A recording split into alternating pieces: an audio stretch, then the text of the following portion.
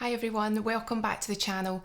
Now here's a video that hopefully will be useful for all of us, and it's because Evy asked me if I'd like to try some of their new products, and it got me thinking about SPF because a lot of us know a bit and sometimes we make mistakes and we don't realise that there's different options to us, there's different products that we can use if we've got sensitivities.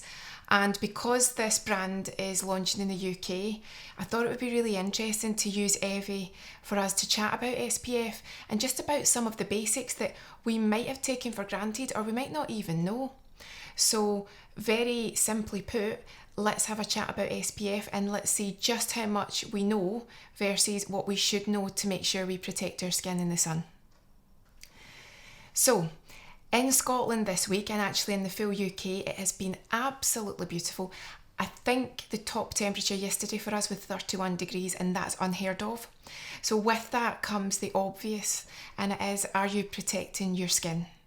Now, anyone that's of an age such as myself, so I'm 38, anyone that's round about my age or older, we can laugh, but it's not really funny at the things that we used to think were okay to do in the sun. So for me, when I grew up, you didn't get sun lotion put on a nice warm day in Scotland. I think if it was really nice to sunbathe, then people would dig out the sun lotion from however many years. We would always have a drawer, and I know friends were the same, and it would just be the sun cream or the spray oil, and it would always smell tropical and coconutty, and you didn't know how old it was. It didn't have an expiration date. It didn't have a star rating. You just used it year on year on year until it was done. So you look back and you think, that's what we did.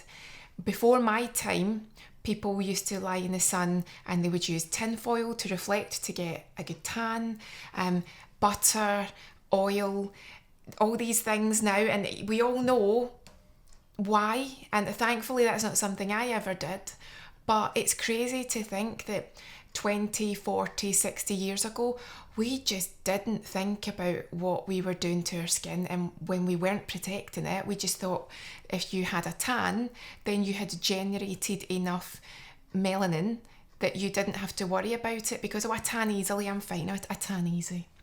I used to actually be quite olive skinned when I was younger, but as I got older, I actually got more fair. And I would have been your cliched person who just took colour, was out in the sun for an hour. I would take excellent colour. But as I got older, my skin got more sensitive, it got paler, and now I have to be very careful. I'm strange in that way though, because I don't burn necessarily, but I do have sensitivities that I didn't necessarily have when I was younger. And compared to someone who's paler with redness in their skin, I'm paler but I've got the yellow undertones in my skin. So it just means again that you've got to know your skin type, how your skin reacts in the sun, and you've got to know which products would work for you and which products don't work for you. So that's why I liked Evy, because they actually did some research in Sweden and they found that most people were only using a third of the amount of sunscreen that they should be using. And that is, again, something that if most of us are honest, we don't actually know how much to use. So we probably use a little bit less. So what they suggest is with the mousse is that you actually just apply it onto the area and you'll know when you've got enough on because it will stop absorbing. How handy is that? Because when you use a standard cream or you use a spray oil, you hope that you haven't missed a bit. But how many times have you caught just like the top of your feet, the top of your ear, even your nose, because you just missed a bit? So what you do with the Evy is you just keep putting the mousse on and you'll know when it stops absorbing, that's you've got enough on. And I also checked with them too. They've got some excellent videos on YouTube. If you've put too much on and it's just lying on the surface, if you rinse it off and just pat dry, you have not affected how much product will have absorbed into the skin and will protect you. So for me, straight away, I think that's a peace of mind, and it's something that I would find very useful for knowing that I've definitely got enough product on. But I'm sure we can all agree, most of us, either ourselves or we know someone that just puts on tiny little bit, teaspoon, and they think, oh, that'll do me, that's plenty. But no, you've got to make sure you've got adequate coverage. So the first place to start is to know that you're putting enough on your skin. So another thing I like about something like this from Evy is a lot of people say that they don't like putting SPF on their skin because they say that it breaks them out, it clogs their pores, the fragrance can irritate them.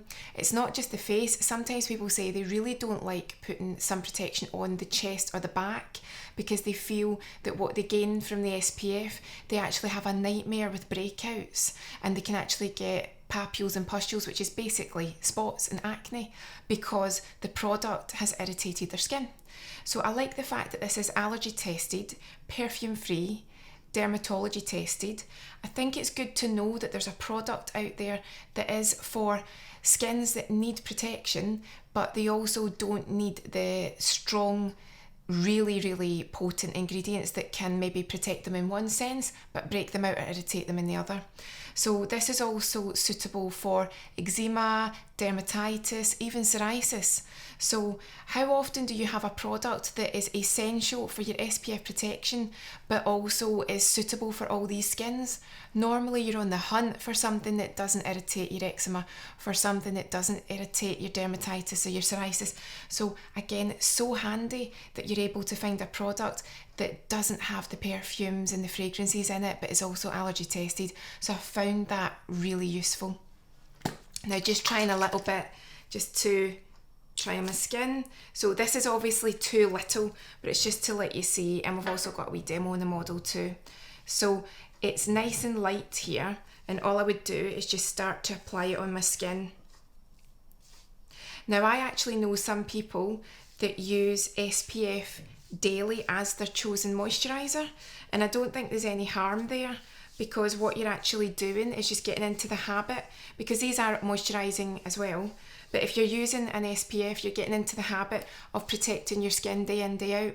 And we can also make the mistake of believing that if a makeup product or a powder has got some SPF in it, that that's enough to cover your face. But I think it was Wayne Goss that did a really interesting video that I saw a few months ago, and he demonstrated the amount of foundation, that say the foundation had an SPF 15, he actually pumped out the amount of foundation that you would need to actually give you that coverage. And it was fascinating because it was far more foundation than you would ever wear in a day. So we need to be careful that because a product has it added in, which is fantastic, that we don't presume that's enough, because it might not actually be enough to adequately give you protection, especially on the face. So next we're going to chat through just some of the basics about SPF and just knowing the difference between their UVA and UVB without getting too technical. So just to finish off, I want to make it clear that Evy haven't sponsored this video, but they were the first sun care brand to reach out and offer to educate me in what's happening now within the industry. And I find that fascinating, because makeup artists use this brand because it doesn't give flashback and it doesn't affect the makeup once it's on.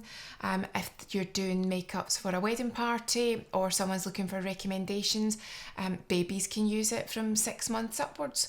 So quite a lot of times in our industry, people ask us for product recommendations, and I find it really useful to know that we're now at that stage where we can say you can use this on your scalp and it won't affect your hair, it won't make it greasy. So with this, it's giving us over 90% protection from UVA, which is obviously what causes your aging and your wrinkles.